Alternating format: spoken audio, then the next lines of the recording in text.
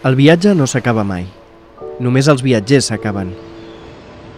I fins i tot ells poden perdurar en forma de memòria, de record, de relat, de grans històries. Quan el viatger s'ha assegut a la sorra de la platja i ha dit «No hi ha res més a veure», sabia que no era així. El final d'un viatge no és més que el començament d'un altre. S'ha de veure el que no s'ha vist, veure una altra vegada el que ja es va veure, veure a la primavera el que s'havia vist a l'estiu, veure de dia el que es va veure de nit, amb sol al lloc on l'altra vegada plovia, veure el camp de blat tendre, el fruit granat, la pedra que ha canviat de lloc, l'ombra que no hi era, veure de nou unes grans històries.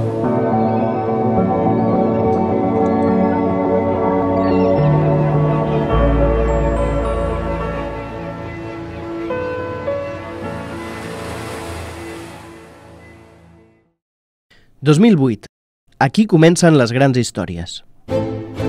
Un professor, un mestre recentment sortit de la Facultat de Magisteri, en baixar de la classe als seus alumnes a les 5 de la tarda, veu com un d'ells llença la motxilla al seu avi cangur, i sense saludar-lo va directe a jugar amb els amics al pati.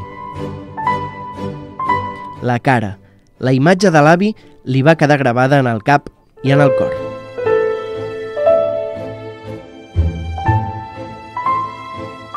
El professor pensa en el seu interior que l'avi cangur és, sens dubte, una persona molt important per tota la família. Brinda un immesurable recolzament en la cura i la criança dels seus nets, sobretot en aquest temps en què tots dos pares treballen.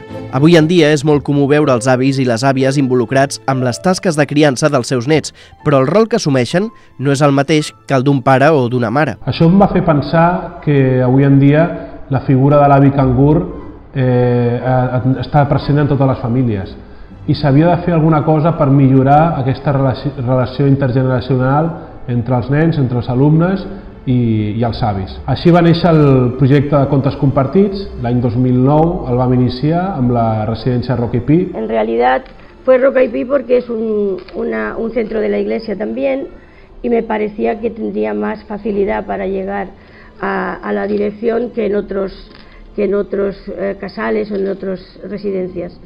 Y bueno, contactamos con la residencia Roca y Pi y la verdad es que desde el primer momento tuvimos muy buena acogida, lo acogieron con muchas ganas, mucha ilusión, y contactamos tanto con el director que estaba entonces, que era Salva, y la asistente social que todavía sigue, la Laura, y a partir de ese momento empezamos ya a planearlo y David ya empezó a moverse. Haig de dir que vaig tenir un suport molt important per part de la direcció del centre, en aquest cas la directora, que és l'actual, Antònia Montesinos, em va recolzar en tot moment, l'entitat titular també, i vam contactar amb la residència Roca y Pi per al curs vinent fer un projecte de contes entre els avis i els nens.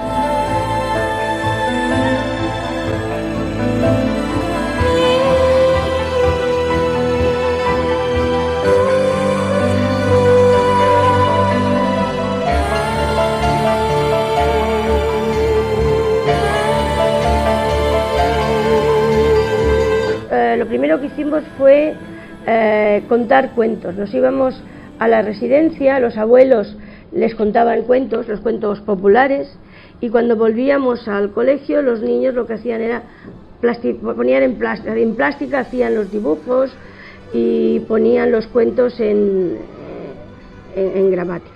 Poquito a poco, llenando de felicidad a los papás y amigos.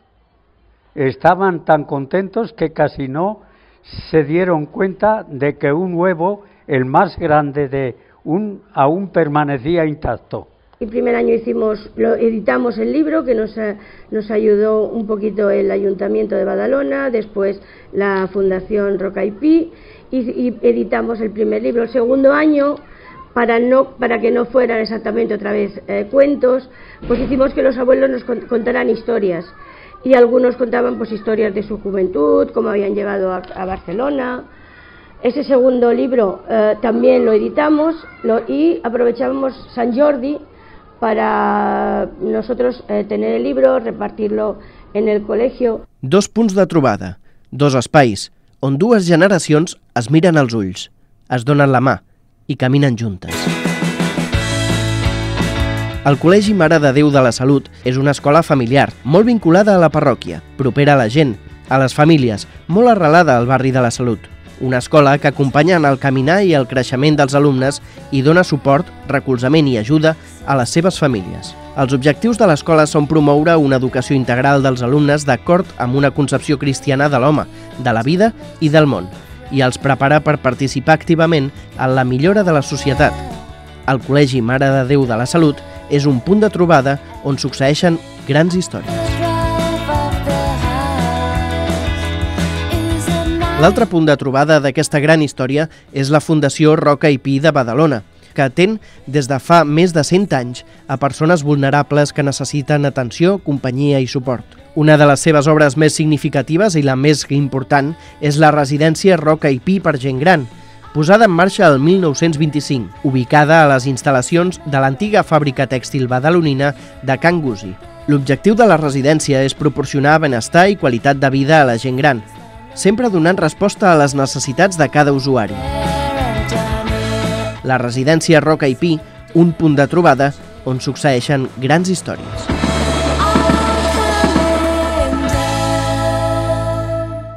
Que això es proposi com un posar en contacte persones que tenen molta experiència de la vida i que potser estan en una residència, en aquest cas, i potser no estan valorades del tot, amb infants que els fan preguntes, que els obliguen a recordar, que els enriqueixen amb els seus consells. Les persones grans s'alegren de sentir-se útils i els infants s'alegren d'aprendre.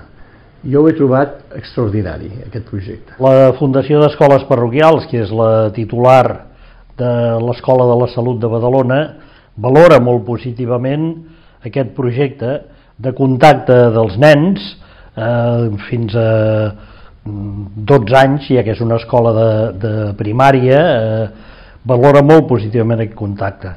I el valora positivament una mica per aquesta qüestió intergeneracional i perquè els nens es sensibilitzen amb una realitat que és la realitat de les persones que es fan grans i que estan en una residència.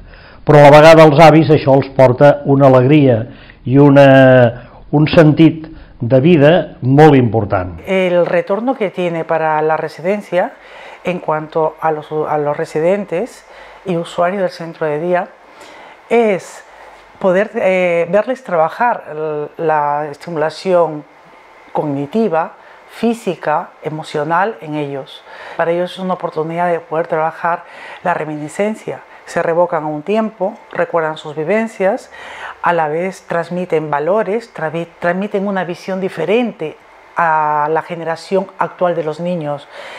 Niños que también transmiten su visión moderna y es un feedback, un intercambio de opiniones, ¿no? Es a través del director que estaba anteriormente en la residencia que me pone en contacto con David y que es un poco el que promueve el realizar el proyecto aquí, ¿no? Es un proyecto intergeneracional.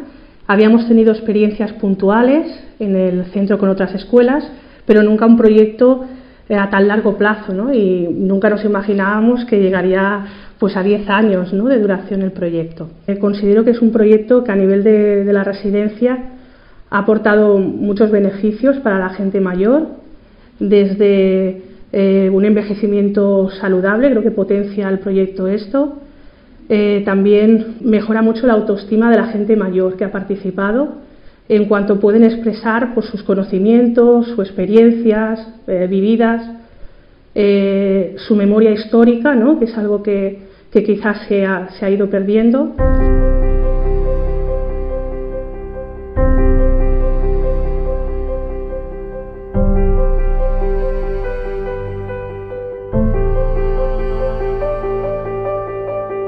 I el 2011 li vam donar una volta al projecte, vam continuar amb el tema dels contes, però vam decidir fer una obra de teatre.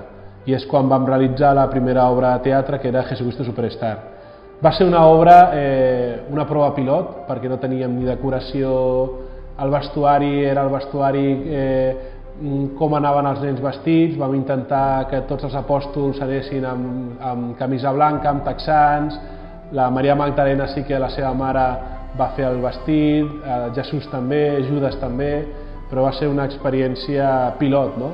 I va ser un èxit. Va ser espectacular la relació, el vincle afectiu que es va crear entre els nens i els avis per fer l'obra de teatre. El que vaig fer més de gust i em va agradar més va ser el Jesucristo Superstar. Va ser el primer, va ser una experiència molt maca, no havia sortit mai en un escenari, em va agradar moltíssim, molt.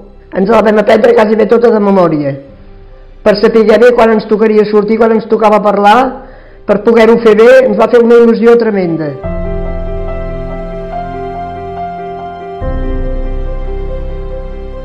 Ara una novetat ja no és. Ya es un costumbre, faremos una obra, pero aquella va a ser una novedad. Y lo primero que recuerdo eran muchos nervios, porque eran los primeros del cole en toda la historia del Málaga de la Salud. Y bueno, fue muy emocionante. Yo me acuerdo que tenía unas ganas increíbles de que empezáramos a este proyecto.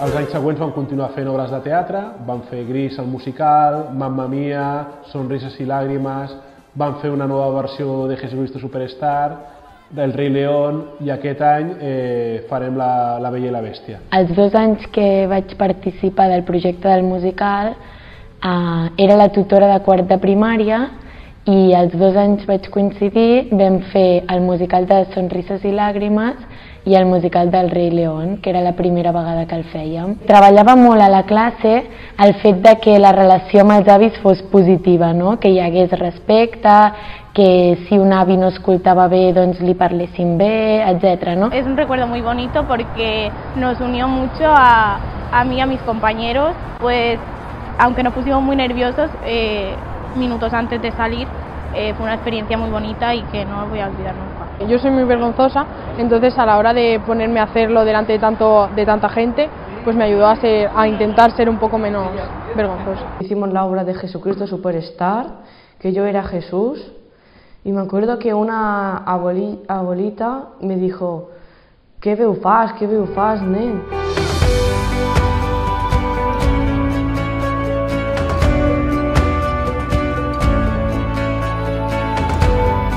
Amb els de cicle superior, per tancar l'etapa de primària, vam pensar de realitzar tallers.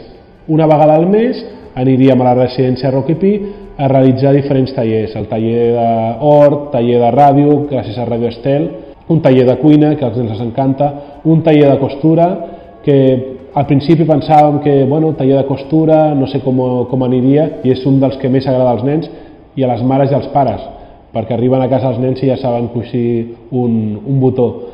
I després el taller de bingo i de jocs de taula, que també els agrada molt. També teníem un taller que era el taller d'informàtica, on els nens ensenyaven als avis amb el tema de l'ordinador, i això als avis els agradava molt, no? Perquè el tema de les noves tecnologies, l'ús del mòbil, de l'ordinador... Para mí, ir a una residencia, todo esto, era ponerme nerviosa, porque digo, hoy me voy a entristecer porque voy a ver abuelos, digo, oh, me voy a poner a llorar, pero no, son súper cariñosos, o sea, es que para todas las edades, y es bueno para ellos también. En un principio, yo cuando las primeras veces que fui, no lo entendía mucho, ¿no? Pero después cuando íbamos más, ¿no? Al final acabas quedándote con buenos recuerdos de la gente, ¿no? Y es la gracia que tiene, porque te quedas con buenos recuerdos, y con los amigos y con los abuelos sobre todo.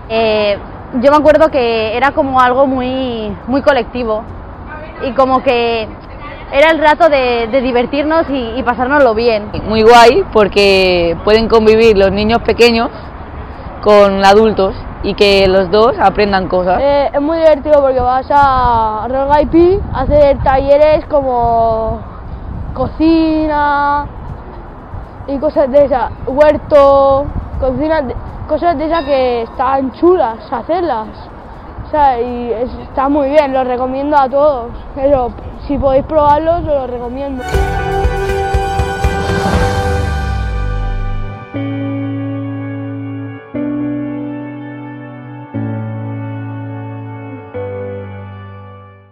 Doncs el projecte Grans Històries és un projecte d'aprenentatge servei que nosaltres hem seguit i hem ajudat en algunes ocasions al llarg d'aquests 10 anys. Els projectes d'aprenentatge-servei són projectes que combinen l'aprenentatge curricular, l'aprenentatge més de l'escola, diríem en aquest cas, amb un servei a la comunitat que sigui real, que sigui vivencial, que sigui pràctic i significatiu, tant per joves que ho fan com per les persones grans que el reben en el seu cas. Un projecte que dura cada curs durant 10 cursos seguits, i això està enviant un missatge educatiu molt potent als alumnes de l'escola. És a dir, ser solidari no és una cosa anecdòtica, és una cosa que anem fent curs a curs, i conèixer la gent gran no és una cosa que fem puntualment, sinó que cada any ens hi impliquem. I aleshores per mi aquest projecte té un valor educatiu molt profund. I que això també en el fons acaba dient que està sent útil, no? I que està sent important per la pròpia comunitat, que se'l sent prou seu com perquè demani en el fons que hi hagi aquesta participació. Trobo que en aquest cas ho trobo molt important i molt interessant.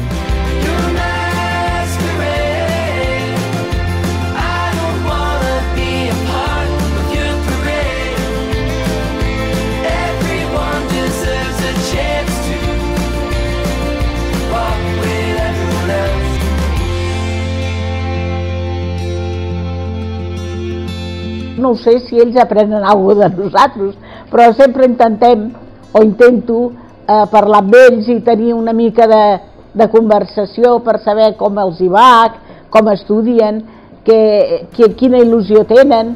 Aquestes coses et donen molta vida, als nens.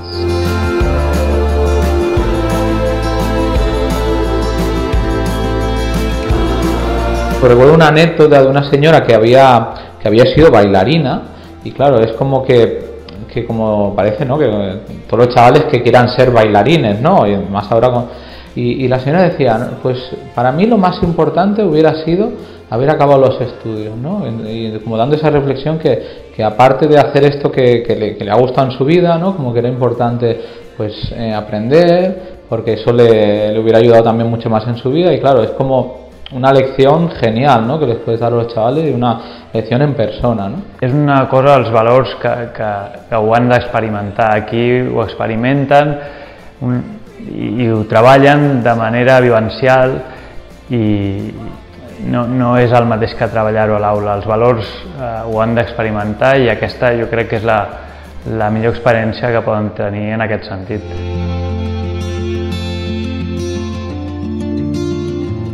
De fet, per altra banda, considerem que aquesta idea de que els projectes es repliquin un any darrere un altre és una condició per aconseguir que aquesta metodologia s'arreli i funcioni realment. Per tant, l'únic que cal dir és que s'ha de felicitar de cap a peus en aquesta iniciativa.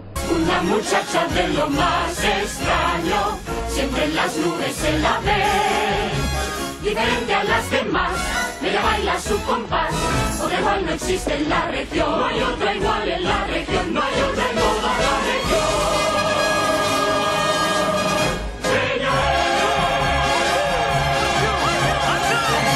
El proyecto me parece un proyecto muy interesante en el cual los niños participan muy activamente con las personas mayores y bueno, la ilusión de preparar el trabajo durante meses, el ir a verlos, bueno, se le ven muy contentos, los padres también nos implicamos mucho en ello y la verdad es que este tipo de proyectos se tendrían que hacer más a menudo porque, ya te digo, ves una implicación tanto en las personas mayores como en los propios niños, unas ganas de realizar el proyecto y luego cuando ves el día de que lo llevan a cabo, ves que el trabajo está muy bien hecho y bueno, todo es positivo, la verdad.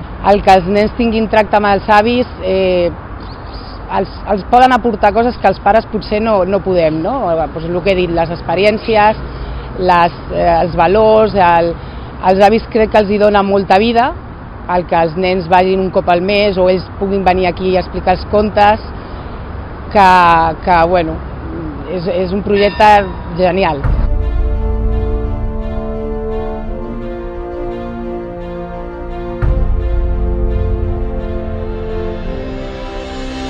O sea que tenéis que obedecer a los padres, que los padres nunca os llevarán por mal camino, ¿vale? Hem tingut premis de Ràdio Associació de Catalunya per al programa Grans Històries que el porta l'Oriol Casals i bueno, això també fa que quan reps algun estímul de l'exterior ja tens ganes, no?, per fer aquest projecte, i com a vocació de mestre jo la tinc, però quan reps reconeixements des de l'exterior fa que les teves ganes augmentin encara més. Recordo especialment la trobada amb la Flora, no?, que va ser un dels programes que després va ser premiat.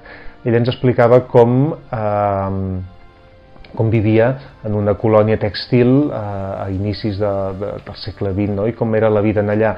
I d'allà tenies com l'oportunitat de dir tot allò que has llegit o que has vist en reportatges, doncs de sentir-ho de viva veu d'una persona que ho havia viscut en primera persona, i per tant explicava i podies preguntar, i els infants podien fer-se la idea d'allò que llegeixes en els llibres d'història, doncs de tenir-ho allà, en primera persona. Un dels programes més interessants, però sobretot més ben elaborats, més ben treballats, de més qualitat radiofònica que s'han fet aquí. La prova és que el jurat dels Premis Ràdio Associació de Catalunya doncs el va premiar, li va donar un guardó, justament significant la complexitat que tenia en la seva realització i el bon resultat final.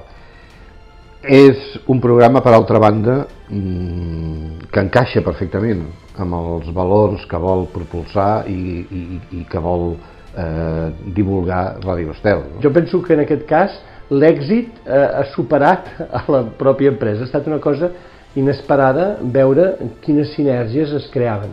Per exemple, hi va haver un programa que a mi em va fer molt de goig i que va ser premiat, precisament, que va ser buscar dos de la lleva del biberó, famosa lleva del biberó, i va tenir l'Oriol Casals la bona idea de posar-los en contacte amb dos joves que tenien 17 anys, és a dir, la mateixa edat en què aquests dos ancians van ser mobilitzats quan van anar al front. Va ser un programa realment emotiu, perquè eren unes històries de vida que es posaven en conjunt, uns doncs, que la van tenir troncada, van haver-se obrir pas després per altres camins, i uns que estan doncs, començant a obrir-se un futur professional.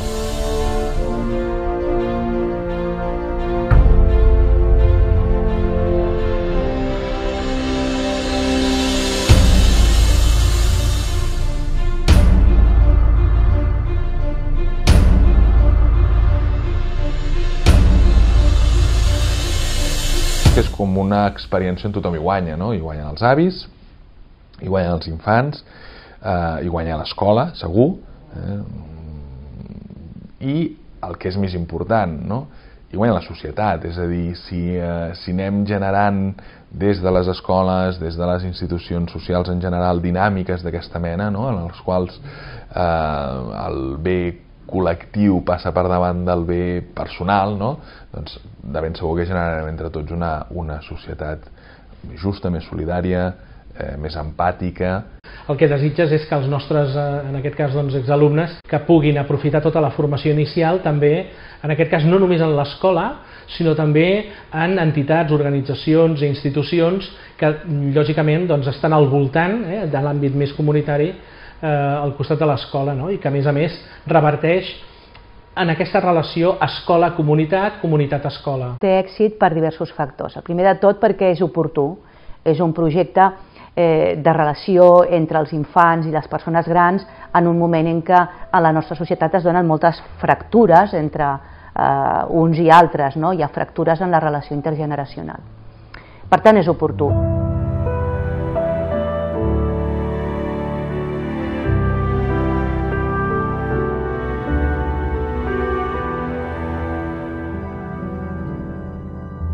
Fa molta gràcia quan sorgeixen aquelles preguntes espontànies al final de la sessió i comencen a preguntar coses que a vegades treuen vivències dels avis, i fa molta gràcia de veure com els nens s'identifiquen també com si fossin els seus propis avis, i als avis els fa rememorar també experiències passades. I llavors és un intercanvi molt bonic, que es fa molt proper també. De fet, no crec que a P5 deixin de fer altres assignatures. A infantil tenim una dinàmica de treball diferent, molt oberta, llavors trobo que és una manera de que els nens també treballin unes altres coses i els valors formen part de l'aprenentatge. En esta sociedad se agradece porque la experiencia que te puede enseñar una persona mayor a un niño es algo que te va a durar para siempre y que un niño cuando recuerde toda esta experiencia le va a durar para toda la vida y le irá muy bien en la vida cotidiana. Hay que esperar que siga así i puede ser que haya... Ens ha fet un clàssic a l'escola. Realment els alumnes saben que a quart faran un musical i per les famílies representa també un gran estímul i ja és una cosa ja clàssica, ja és a l'escola saben els alumnes que a quart faran musical i que ja pensen a veure quin tipus de musical seran. 25 nens de quart de primària del Col·legi Mare de Déu de la Salut i 15 avis de la residència Llegat Roca i Pi han pujat sobre l'escenari del Teatre Blas Infante per representar el musical de La Bella i la Bèstia, un projecte escolar que celebra enguany el seu 10è aniversari i per celebrar-ho el centre educatiu presentarà el documental Grans Històries en la propera edició del Festival de Curtmetratges al Filmets Badalona Film Festival.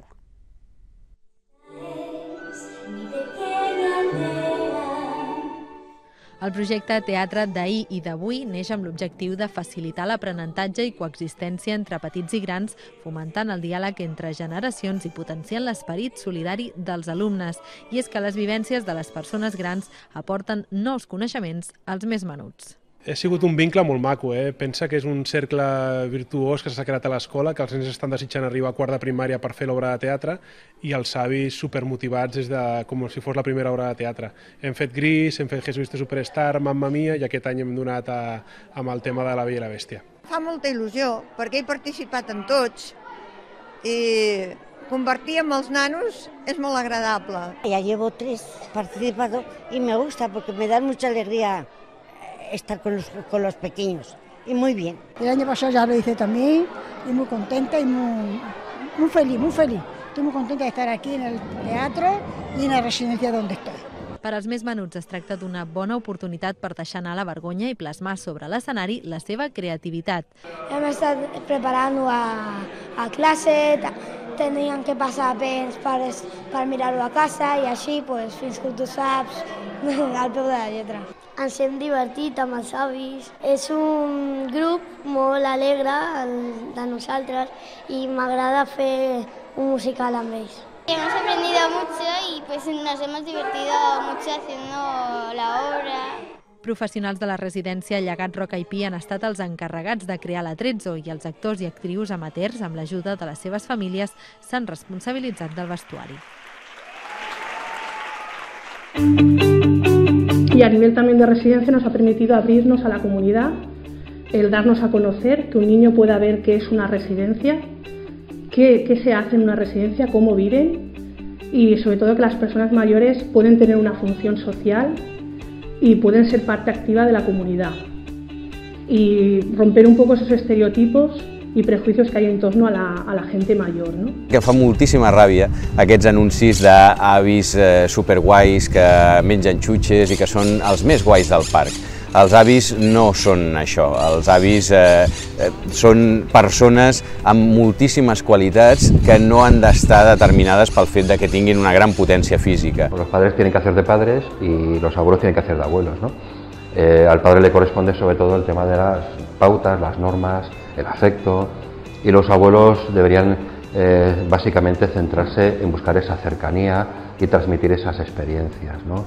Y yo creo que esa sería la combinación perfecta, ¿no? Que habría que pensar también en algunas veces en dejarlos un poco descansar, ¿no? Y que pudieran hacer eso de abuelos. A veces vienes o ves alguna familia o alguna mamá que se queja, fíjate tú, es que ayer no pude hacer los deberes porque yo no llegué hasta las 9 y mi padre o mi madre, pues claro, permitió, me recuerdo una que decía, se sentó el niño en el sofá y se durmió. Y claro, y no se lo despertó. Y el abuelo, pues yo me imagino que diría, ¿y yo qué tengo que hacer? Si el niño llega cansado, se llega, le pones un rato la tele, pues se duerme o mientras merienda se duerme y después soy incapaz de despertarlo para que haga los deberes. Por tanto, ¿qué pasa con los deberes? Pues igual los deberes no se pueden hacer. Yo no sé si en ese momento, si me oyeran muchos profesores dirían, pero yo no sé si en ese momento es más importante que duerma el niño y que el abuelo vele el sueño del niño, que no que esté el abuelo diciéndole cuántos son 4 por 3, no? No, jo crec que els avis han de fer d'avis. Aquí tothom té el seu rol. Els pares no han de fer de mestres, han de fer de pares, i els mestres no han de fer de pares, i els avis han de fer d'avis, que no vol dir solament complaença, però sí que vol dir una mica aquella proximitat i aquella tendresa que a vegades en el dia a dia els pares, pel lligam que tenen amb la seva vida professional, els costa més de poder dispensar. Per tant, els avis jo crec que aquí poden fer un plus, que no una substitució dels pares en absolut, però sí un plus de més a més. Ens agrada que els nens ens estimin i nosaltres estimeu a vosaltres. I us agraïm molt les vostres visites i els ratos que hem passat amb vosaltres. Al final, el que realment importa no són els anys de vida viscuts, sinó la vida dels anys i les seves grans històries.